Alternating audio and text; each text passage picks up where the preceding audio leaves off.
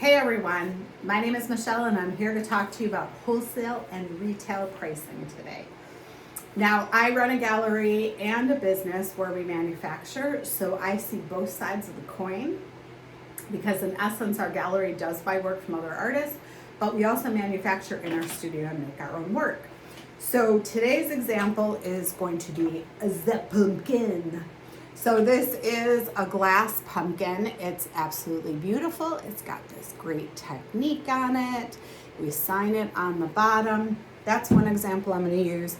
Here's another example I'm going to use. Doesn't matter what your widget is. This can be anything. You could be a woodworker. Well, I don't know if you're a book author, but I'm talking about three-dimensional products today. So maybe you're a clay maker and you make something out of clay. Maybe you're a glass blower like me and you make drinking glasses and pumpkins. But whatever you make, oh, my cat's coming in here somewhere. Do you hear her? So either way, we're going to talk about wholesale and retail and what the difference is. So my first example is this. I have a friend who had an order for 1,500 units. They were $30 a piece, and in the end, they made $45,000 off of that. Now that sounds amazing, doesn't it? It sounds like, yeah, sign me up. How do I do this?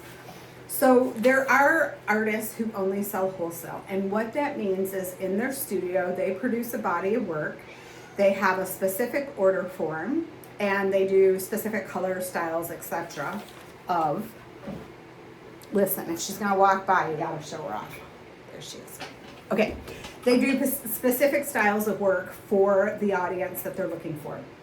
It could be a museum, it could be a gallery, it could be like a gift store somewhere, it could be items made in this state kind of store. There's all sorts of different places that you can sell your work wholesale. Now, when we did wholesale, we went to a show and hundreds of people set their booths up. You'd come in with a clipboard and an order form, and galleries would come in and purchase from you, or buyers. And then you would say, yep, I will send you 15,000 units on such and such date. You have to discuss the terms. Is the gallery paying for the shipping? Is the customer or the maker paying for the shipping? Are you guys going to split the shipping? Are you going to drive the items in? Maybe it's somewhere in your local town. What are you going to do? So that's wholesale. And wholesale is a great way to go if you have a small studio and you do not want to have public access. For example, say you lived on a farm and you wanted to make pottery in the barn in your off time when the kids were going to school. Or maybe you're retired and while your wife's sleeping and in the morning or playing pickleball with friends, you want to go in and throw some pots, you're going to fire them. You're not in a big hurry to get these done. You just make them at your leisure whenever you want. So people that choose that path as an artist, they do not need a large studio. They do not need to worry about parking or how people are going to get in to see them. They're just going to make their widget. And no offense if I'm calling your things a widget, because I'm calling mine a widget. They're just going to make their items on their own time in a specific way. Now, I will say this. If you are going this route, your widgets need to look the same. If I'm attending a gallery or going in a museum store and I see a pumpkin sitting on that shelf, as soon as I buy that pumpkin, they stick another one on the shelf and it looks exactly the same. This is what the wholesale buyer wants. They want to know that you can produce multiple items that look pretty much the same. Sure, there can be a little variance, but not a ton. So like on our pumpkins, these stems are all handmade. And they're all going to have some variance to them. Try as you might, it's very difficult to make them completely uniform. So there's going to be some variance. And those are usually in the terms, so the buyer knows that. What you can't do is sell two items and have them look this different. That won't work.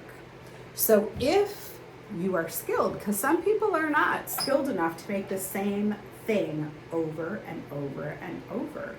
So 15,000 units. Oh, I should have brought my computer up here or my phone.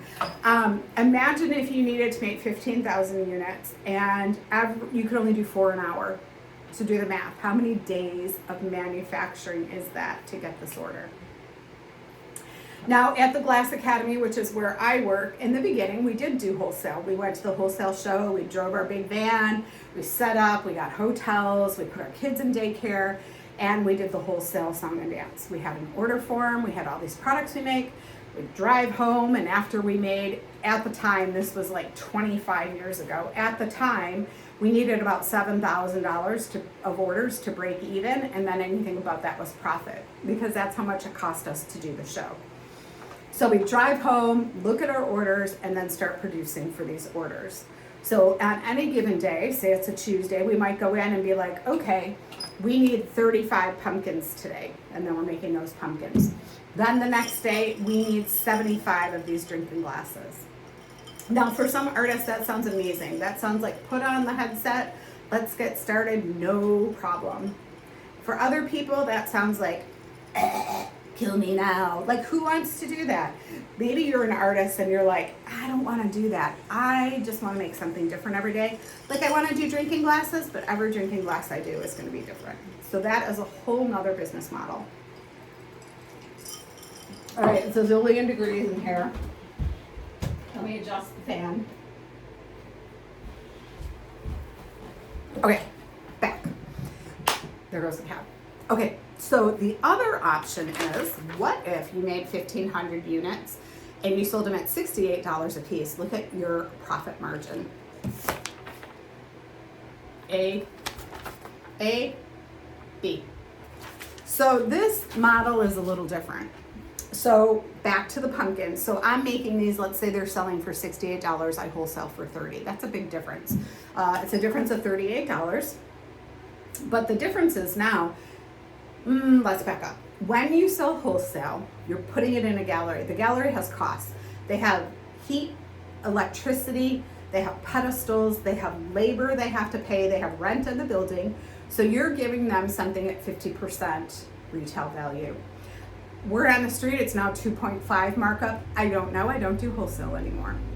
But if you're putting something in a gallery, you don't have to deal with customers, you don't have to hire staff, you don't have to have open hours, you don't have to deal with customer complaints or customers saying they love you. You have no idea what the customer's doing when they see your item. You're giving it to the gallery writes you a check, you may or may not hear from them again. Doesn't matter, you got your money, your $45,000, you're gone on vacation.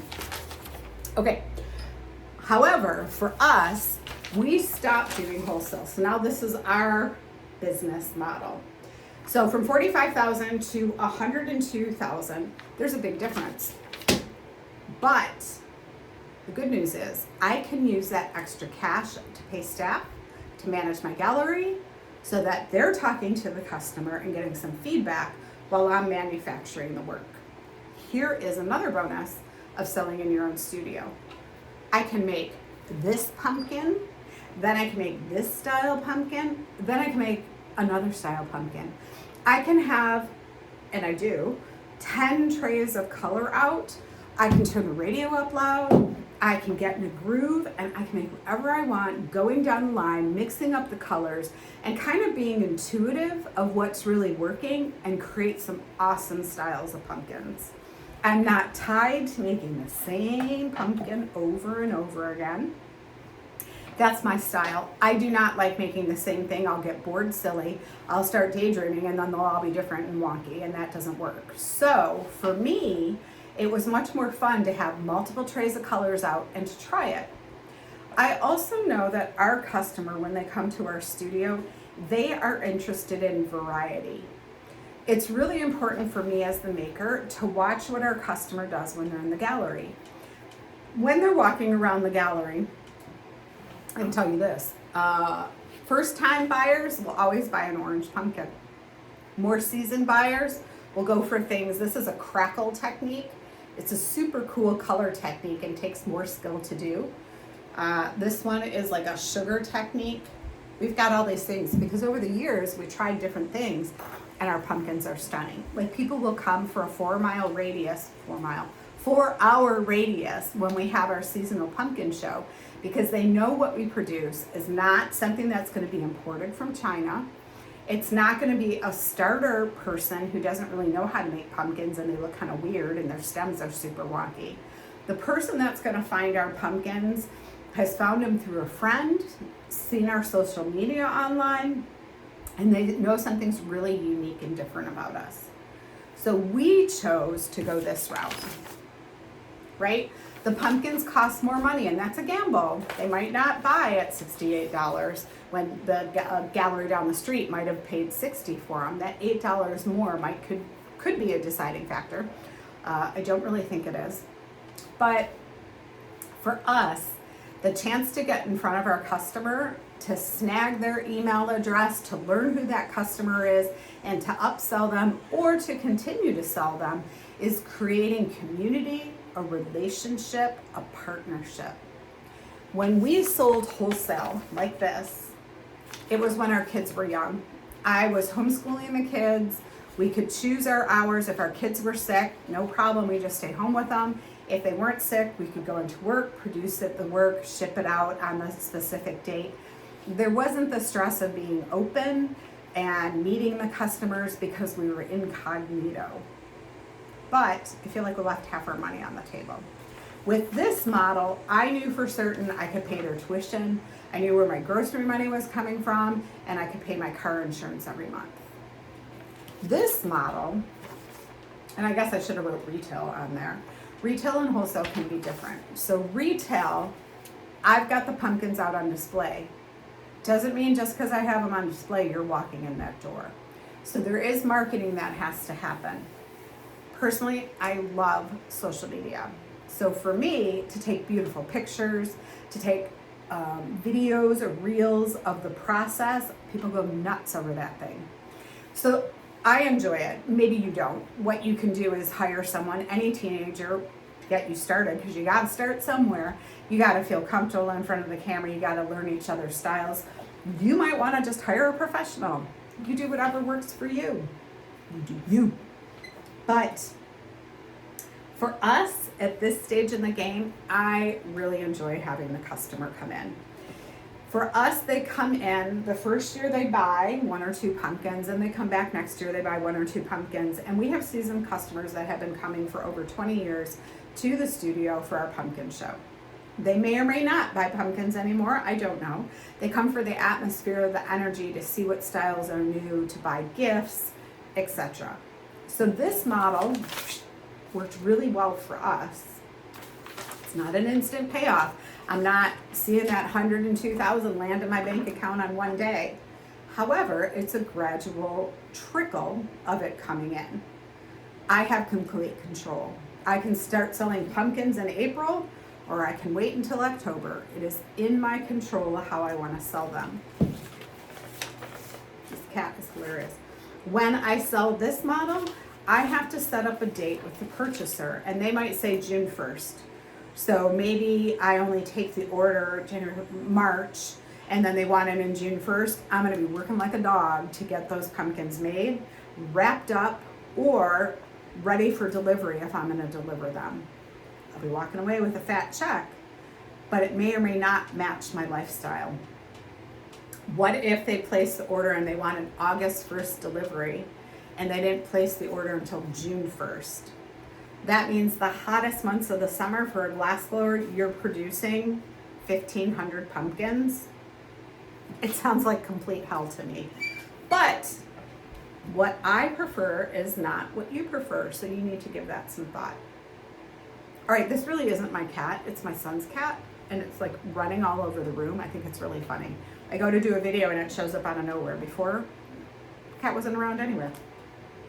Okay, so what I want to do with these videos is start a community, start a conversation. You might have questions. Maybe you're a first-time artist, maybe you're retiring from a career, maybe you took a buyout and you're interested in learning more how this works. You don't know where to dive in, you don't know where to begin. So below is a chat. You can throw a comment in there, and that will give me fuel for my next video, or I can reach out to you directly, or you can go in the description and reach out to me directly if you have a question. But there's always more to learn, and I'm probably missing some of the questions you had or you thought you might want to ask. So if you have additional questions, put them down below. We got wholesale, oops, let me do that better. Wholesale, retail. Another good show I might suggest, if you guys have ever watched The Profit, that's Marcus Lemonis. He does an amazing show where he talks about wholesale and retail. And it's more commercial products like tennis shoes or ice cream or candy, something like that. I'm talking in the art space. You could be like a guitar player, a book writer. Some of these things are going to matter for you because you can understand wholesale and retail with the widgets I show. But I'm telling you, I have done every path. Our business is, I don't know, 24 years or something. Let me back that up. If I'm 57, I started when I was 20. So I have 37 years of experience trying every avenue because I raised 2 little kids. We homeschooled them when they were small. And as they grew, we did art fairs, we did wholesale, we did retail, and we currently do a live YouTube show, which you can hop over to that channel up in the description. It's listed up there so you can see what my current revenue stream is. We're selling off of YouTube, probably in a very unconventional way, but it works. We get people eyeballs on what we're doing. We upsell them to our products. They find out who we are, and then they join our community. So if you enjoyed this, there's some links above. If you want to throw a comment in the chat, go ahead and do so. Again, my name is Michelle. I do a coaching program called A+B, Art Plus Business. And if you want cash flow, you want consulting, that would be the C of the ABCs. So have a great day. It's been a pleasure explaining this system to you. I hope it made some sense. And that's all I got. I'm going to play with the cat. Have a great day, everyone.